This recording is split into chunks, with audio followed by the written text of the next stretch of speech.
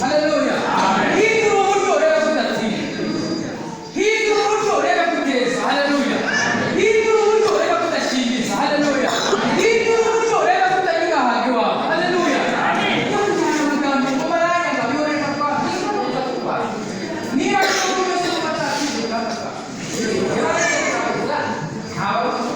nyerere y'ibihe birakora. Abana twese uzajya Nardane waje tukamusengera muzina rya Yesu. Kareba ko urugamba utarutsinda. Haleluya. Amen. Ikintu gituma abantu tudatsinda urugamba mu buryo kurwana. Yohana atiherera ngabire. Koko rero nazajya anyina kumwe. Kandi ni umuntu nk'abandi wagiriye mbese. Wiga ku musozi kukuzindu. Niba hagiruka muzinduka ntabwo biri gucaho. Cyanika. Haleluya. Cyane kureba handi hantu wegera gusenga. Haleluya. Samusoni ataramenya uburyo bw'urugamba, Gedera aramugusha. Abanza kumubeshabesha. Atumambire utuvovo. Ubwo byaba biciyemo. Bamuhenda ati buriya ubigenje gutya na gutya watsinda yigiragera n'ubushoshya. Amen.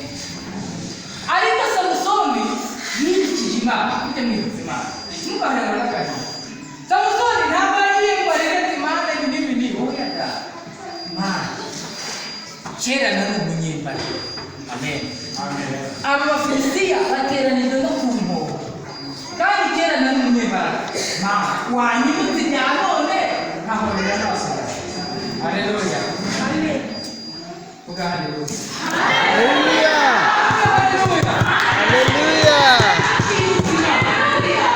Kandi nitumara kwibutsa Imana nayo izadukorera ibishije. Haleluya.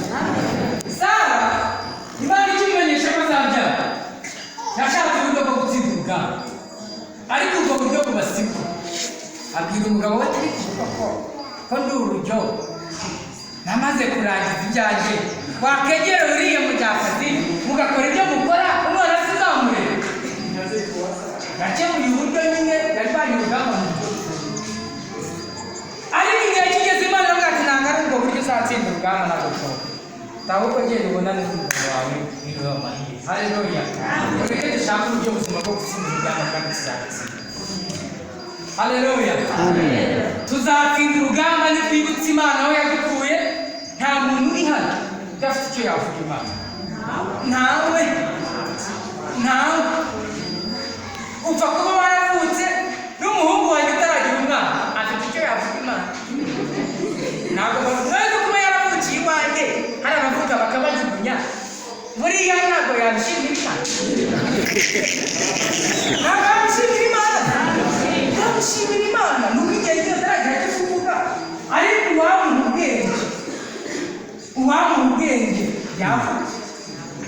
Nta kintu umuntu afite cyo kureba imbere y'Imana. Amen. Aho twese cyo kuvuga Imana. Haleluya. Nitugareba n'agahinda uhere mu ntekerezo uhere mu maganya, oya ibyo bireke bize ahubwo bize uburyo bwo gutsinda urugamba. Imana ihabwe icyubahiro. Amen. Ndasoje rero. Nagira ngo rero tuvuge kuri ibi bintu. Ese ufite ibyo wavuga Imana? Igisubizo ni oya, kuko ntawe. Igisubizo ni yego, kuko ntawe. Nta muntu rwose wabura icyo gushinga Imana akurikije aho yagiye gutambutse. Ubuse nta mpanuka Imana yakurinze?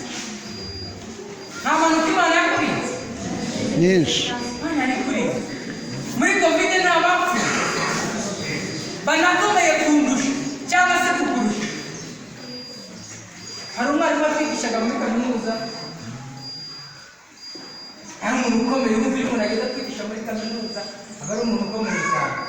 Ariko nagiye kumva no gutangaza ngo Abeli yitabye Imana. Yari umuntu ukomeye, ariko jyewe ndabona ibifotofoto cyane n'ibikafunza mu rugo wanjye, Imana iracyandiza. Ese twabura icyo dushima Imana? Haleluya. Hari abayobozi hariya mu muhanda yonyine niyo uburyo ntacyo yaba yakoze bitewe n'uko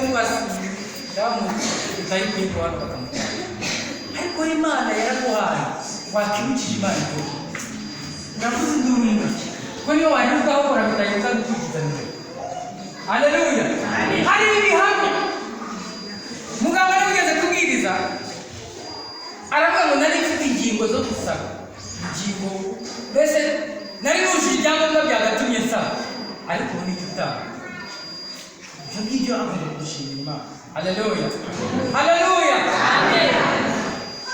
Mureke dusenge twongere twibutse Imana ibyo yagiye gukorera, twoye guhora dutekereza ngo nta mpamvu yo kudashima. Twibutse Imana ibyo yagiye gukorera kuko ni byinshi cyane. Wikita ku bibazo ufite, wikita ku ntambaro urwaye nazo, ukita kuri bya bintu Imana yagiye igutanga. Ubundi twige uburyo buzima bwo gusenga. Amen. Ubundi twizere urugamba tuzabutsinda. Imana yamugisha ijambo twari twagenewe kuri uyu munsi n'ibyo. Reka dusenge dusabe mama pasiteri y'uruguru asenge Imana, asengere imitima y'ukwisi ijambo, maze ibisigaye Umwuka Wera abo kubigisha cyangwa kubigisha mukuru. Imana ibamugisha.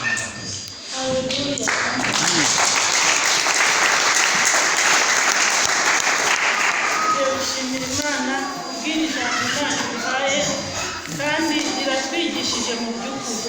Uwumva hari ibyo ashinja Imana, hari ibyo itamukoreye, hari ibyo Imana yananiwe kubwe, aba ari ubanza ahaguruke tumusengere. Ntawuhari. Haleluya.